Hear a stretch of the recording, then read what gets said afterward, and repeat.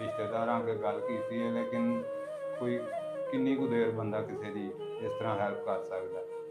ਤੇ ਔਰ ਰਿਸ਼ਤੇਦਾਰ ਜਦੋਂ ਕੋਲ ਵੀ ਮੈਂ ਅਗਰ ਤੁਸੀਂ ਬਾਰ-ਬਾਰ ਮੰਗੋਗੇ, ਉਹਨਾਂ ਨੇ ਵੀ ਤਾਂ ਜ਼ਾਹਰ ਦਰਵਾਜ਼ੇ ਬੰਦ ਕਰ ਦੇਣੇ ਨੇ ਕਿ ਯਾਰ ਤੇਰਾ ਰੋਜ਼ ਦਾ ਹੀ ਇਹ ਕੰਮ ਬਣ ਗਿਆ। ਇੱਕ ਤੇ ਮੈਂ ਤੁਹਾਡੇ ਹੱਥ ਨੂੰ ਵੇਖ ਕੇ ਕਿ ਮੈਨੂੰ ਇੱਕ ਚੀਜ਼ ਦੀ ਇਸ ਚੀਜ਼ ਦੀ ਸਮਝ ਮੈਨੂੰ ਆਈ ਹੈ ਕਿ ਇਹ ਸ਼ਖਸ ਮਜ਼ਦੂਰੀ ਵੀ ਨਹੀਂ ਕਰ ਸਕਦਾ, ਇੱਟਾਂ ਨਹੀਂ ਚੁੱਕ ਸਕਦਾ, ਕਿਉਂਕਿ ਹੱਥ ਤੋਂ ਇਹ ਦੇਖ ਲਓ